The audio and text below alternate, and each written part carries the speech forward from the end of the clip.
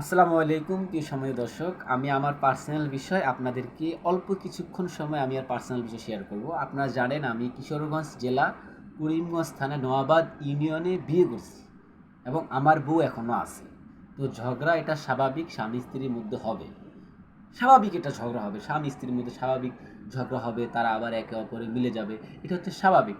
তো আমি বিয়ে করছি, বিয়ে করার পর আমাদের কিছু ঝগড়া হয়েছে। যাই হোক, ঝগড়া হয়েছে, আমি মিলতে চাই, আপোষ করতে চাই, কিন্তু আমার ওয়াইফ জানি না কি করতেছে, এগুলো আমি আসলে কিছুটা জানি না। তো একটা ছেলে, আমার ওয়াইফ যেখানে আর কি চাকরি করে, তো সেখানকার একটা সুতা কোম্পানিতে চাকরি করে, নরসিংদী ঘোড়াশালে। তো ওখানকার একটি ছেলে আমার আইডিতে আসছে। আসার পরে আমাকে বলতেছে, স্যার আপনার নাম্বারটি দেন। আমি দিয়ে দিছি। এইভাবে আমার দুইটা ভিডিওতে সে দুইটা কমেন্ট করছে, স্যার আপনার নাম্বারটি দেন। আমি দিয়ে দিছি। দিয়ে দেওয়ার পরে ওকে, আপনার সাথে কথা বলাটা আমার খুবই জরুরি, খুবই প্রয়োজন। আমি কী করছি, নাম্বারটা আমি তাকে দিছি। দেওয়ার পরে সে ওই ছেলেটা সিমে কল করছে। কল করার পরে নেটওয়ার্কের প্রবলেম, গ্রামীণ আমি যেখানে থাকি।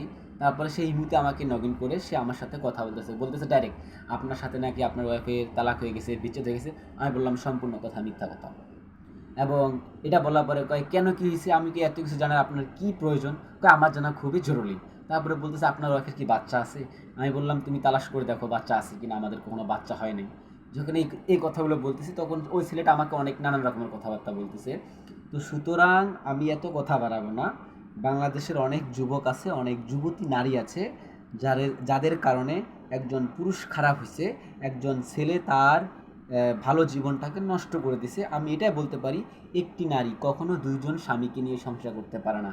যদি সংসার যদি করে, একটি নারী দুজন স্বামীকে নিয়ে যদি সংসার যদি করে, এটার জন্য দেখব বাংলাদেশে কিন্তু ইংরেজদের আইন চলে। ইংরেজদের আইন চলে। যদি একজন নারী যদি দুটো পুরুষের যদি সংসার করে, সেটাকে বলা হয় জেনা। সেই জেনার শাস্তিটা আমরাই স্পষ্টভাবে বাংলার জমিনের মধ্যে, একজন নারী হোক আর সে ছেলে হোক, তাকে এক বুক মাটির মধ্যে গেড়ে তাকে পাথর নিক্ষেপ করে মারবো আমরা, ইনশাল্লাহ। এতে আমার সাথে অনেক যুবক আছে, অনেক যুবক যারা এই সমস্ত শিকার হয়েছে। আমি যে শিকার হয়েছি তা না, অনেক যুবক আছে, তারা তারা তারা তাদের স্ত্রীর কাছে, মানে তাদের স্ত্রী তাদেরকে মূল্যায়ন করে না। অনেক, আমি কিন্তু এরকমটা হই নাই এখন। অনেক আছে। আমি বলতে চাই, একজন না যদি দুটা স্বামী যদি ব্যবহার করে, ইউজ যদি করে, তো তার বিরুদ্ধে আমরা মামলা নিব না। ডাইরেক্ট কোরআনী আইন অনুযায়ী আমরা তাকে শাস্তি দেবো। যদি আইন যদি থেকে থাকে বাংলাদেশে, তো আমি সেই আইনের সাথে আমি একা লড়বো, ইনশাল্লাহ। আমি গরিবের সন্তান হতে পারি, কিন্তু আমি মাদ্রাসায় লেখাপড়া করছি, তাই বলে আমি মূর্খ না। ইনশাল্লাহ ওয়াক্কাল তো আল্লাহ, সেই আইনের পক্ষে আমি লড়বো। যদি এমন কোনো নারী যদি দুটো যদি বিয়ে করে, সে আইনের পক্ষে আমি লড়বো।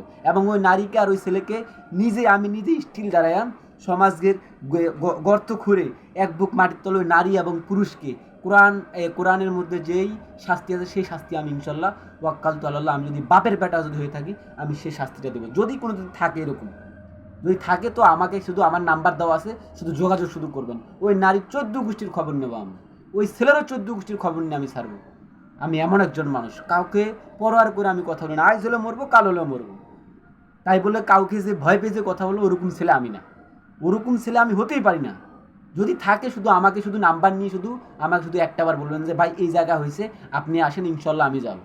ইনশাল্লাহ আমি যাব। আমার সাথে কিন্তু কেউ নাই, আমি একাই। আমার সাথে আছে কারা? যারা সত্য বোঝে, সত্য জানে, তারাই আছে আমার সাথে। আজকে আমি এখানে শেষ করলাম, পরবর্তীতে নেক্সট ভিডিও নিয়ে আসবো যদি এরকম যদি কিছু হয়। এগুলো শেষ করলাম, আজান দিচ্ছে, আমরা সকলে নামাজে যাব। এগুলো শেষ করলাম। আসসালামু আলাইকুম রহমতুল্লাহি ওয়া বারাকাতুহু। আমার জন্য সবাই দোয়া করবেন এবং নেক্সট ভিডিও পাওয়ার জন্য সকলে অপেক্ষা করবেন।